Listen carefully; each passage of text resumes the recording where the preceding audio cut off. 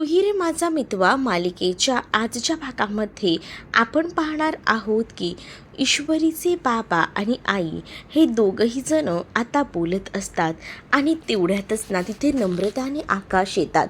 खरं तर आकाश आता घरी जायला निघालेला असतो आणि यासाठी तो आईबाबांना भेटायला आलेला असतो.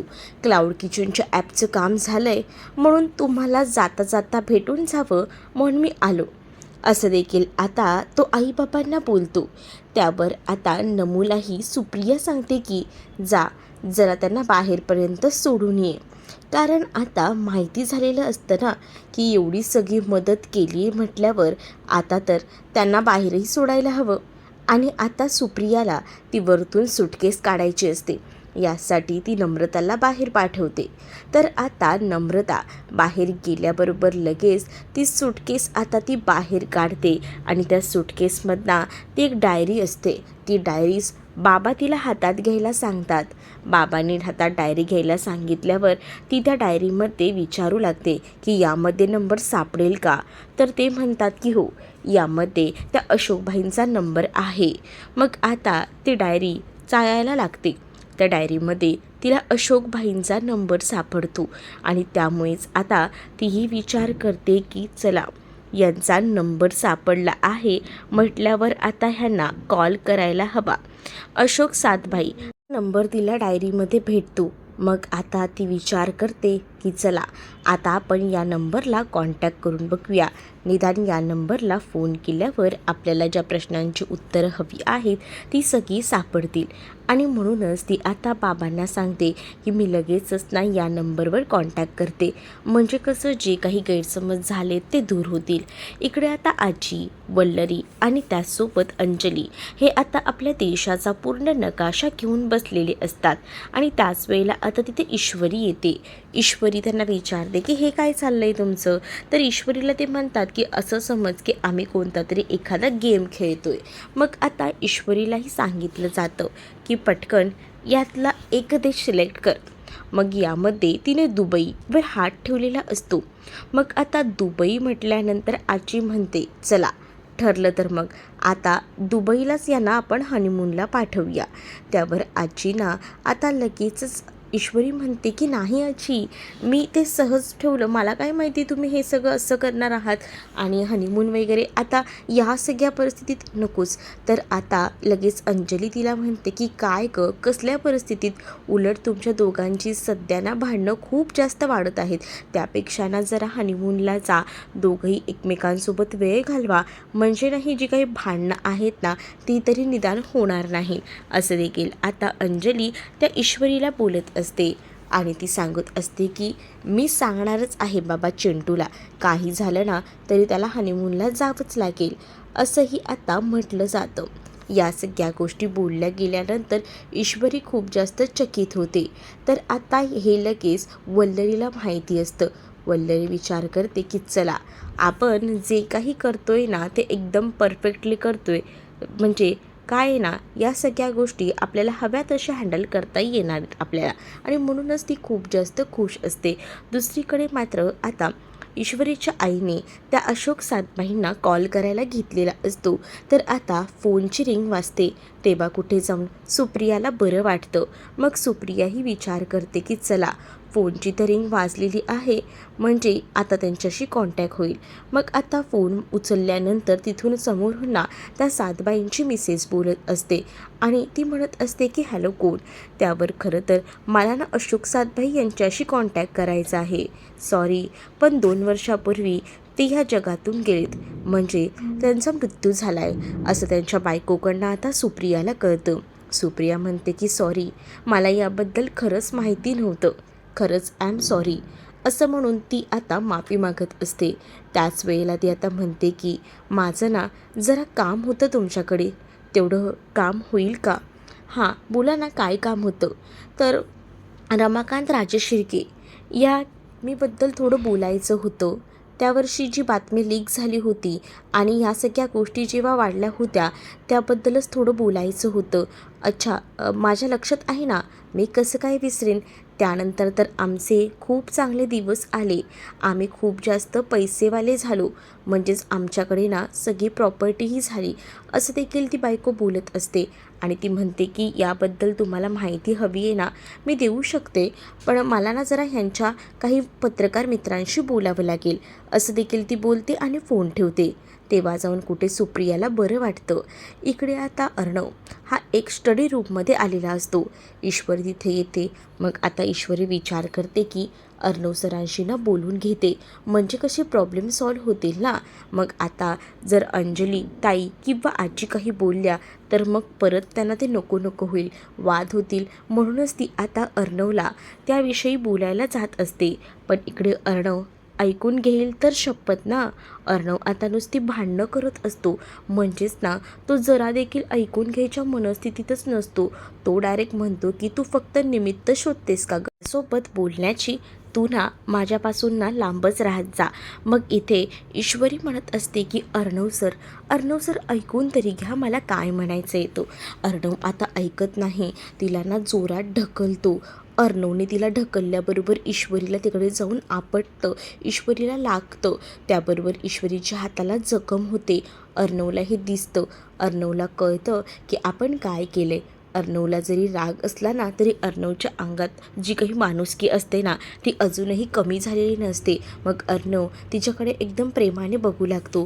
पण त्यावेळेला ईश्वरी त्याच्यावर चिडते. स्वाभाविकच आहे, ती चिडणारच ना. ती त्याला इतकं सगळं बोलायचा प्रयत्न करते, पण हा भाऊ ऐकूनच घ्यायच्या मनस्थितीत नाही आहे. आणि म्हणूनच ना ईश्वरी आता म्हणते की तुम्हाला माझा राग येतोय, मग आता मला लागले तर कशाला बघताय, नका ना बघू, असं ईश्वरी डायरेक्ट त्याला तोंडावर बोलते. त्याबरोबर आता तो हा सगळा विषय सोडून देतो. तर दुसरीकडे मात्र आता ईश्वरी ठरवते की अर्णवच्या मनात जे काही सुरू आहे ना ते बघायचं, आणि काही झालं तरी त्याच्याबद्दल जे काही चाललं आहे ते आत्ताच्या आत्ता संपवायचं. दुसरीकडे आता अर्णवच्या रूममध्ये हा राकेश जाणार असतो आणि त्याला ना आता मुद्दामून ना रूम पूर्ण डेकोरेट करायची असते आणि यासाठी त्याची धडपड सुरू असते. तो विचार करत असतो की रूममध्ये कोणी नाही आहे तोपर्यंत हे सगळं करून घेईन. अर्णव हा तिकडे असतो ना स्टडी रूममध्ये आणि तिथेच ईश्वरी असते. मग आता ईश्वरी ही रूममध्ये जात असते. मग तेवढ्यातच ना वल्लरी तिला अडवते आणि वल्लरी तिला म्हणते की तुम्ही हनीमूनला जाताय ना, मग छान अशी मस्त शॉपिंग का करत नाहीस ग तू, तुला थांब, मला ना काही दाखवायचं आहे, म्हणजे ज्वेलरी वगैरे, हनीमूनला जाशील तर लागेलच ना, असं बोलून ना आता मात्र वल्लरी जी आहे ती आता ईश्वरीला म्हणत असते. मग ईश्वरी म्हणते ज्वेलरी वगैरे नको नको, मला काही नको. पण आता ऐकायला काही मामी तयारच नसतात. मामींचं असं हे वागणं बघून ना ईश्वरी तर चकित झालेली असते. म्हणजे जी बाई मला समोरही उभी न करणारी आज चक्क मला ज्वेलरी वगैरे दाखवते, हे कुठेतरी तिला वाटू लागतं. दुसरीकडे अर्णवही फोनवर बोलत असतो. अर्णव आला ही गोष्टच ना आता मात्र आता राकेशला कळलेली असते. राकेश बघतो, पण तोपर्यंत ना राकेशचं जे काम असतं ना ते करून झालेलं असतं. म्हणजेच ना राकेशने पूर्ण रूम जे आहे अर्णव आणि ईश्वरीची डेकोर केलेली असते, जेणेकरून त्या दोघांमध्ये ना आता वाद व्हायला हवेत. मग आता तो तिथे येतो आणि त्यानंतर मात्र आता इथे त्या दोघांची तू मेमे होता. म्हणजे अर्णव त्याला फ्रॉड वगैरे बोलत असतो. तर अर्णवला तो म्हणतो की तुला इतका मी फ्रॉड वाटतो ना, मग तू आता या सगळ्यामध्ये जाऊन का तुझ्या बहिणीला सांगत नाही, अजूनपर्यंत तू शांत कसा राहिलास, असंही आता बोललं जातं. तर दुसरीकडे मात्र आता वल्लरी ही मुद्दामून ईश्वरीला रूममध्ये घेऊन गेलेली असते, जेणेकरून या सगळ्या गोष्टी व्यवस्थित मॅनेज करता येतील. म्हणजेच तिकडे जाऊन ते फोटोज वगैरे ते सगळं काही तू करेल ना, तोपर्यंत हे सगळं तिने मॅनेज केलेलं असतं. ईश्वरीला ती दागिने वगैरे दाखवत असते. तर ईश्वरी ही चकित होते की आज ही मामी एवढी खुश काय आणि मला ही दागिने वगैरे का दाखवते. म्हणजे ही जी मामी आहे ना ती कधीच एवढी माझ्यासोबत चांगली वागली नव्हती, मग आज अचानक मामी माझ्यासोबत चांगली कशी काय वागायला लागली, हा मुळात ना प्रश्न पडलेला असतो. आणि म्हणूनच ना ती आता वल्लरीकडे पाहत असते आणि वल्लरीला हे विचारते सुद्धा, काय हो मामी, काय झालं आहे, तुम्ही आज हे सगळं कशासाठी. अगं तू आता हनीमूनला जातेस ना, मग तुझ्यासाठी तर एवढं तर सगळं करायलाच हवं ना, म्हणूनच तर तुझ्यासाठी मी एवढं सगळं करते. बघ तुला ह्याच्यातलं काही आवडतंय का, जर आवडलं तर मग ठेवून घे, असंही आता ती म्हणत असते. मग आता ईश्वरी विचार करते, रोज ही मला जबरदस्तीची सुनबाई बोलणारी आज माझ्यावर एवढी कृपा कशी काय झाली आहे. तेवढ्यातच आकाश तिथे येतो आणि आकाश ईश्वरीला म्हणतो की काय वहिनी तू इथेस, मी तुला पूर्ण घरभर शोधत होतो. ते काय ना, मी तुझ्याच घरी गेलो होतो ना. का तू माझ्या घरी का गेला होतास, काय झालं होतं. ते काय आहे ना, मदत थोडी करायची होती. खरं तर ते तुमचं ॲप चालत नव्हतं ना क्लाउड किचनचं, म्हणून मी मदतीसाठी म्हणून गेलो होतो.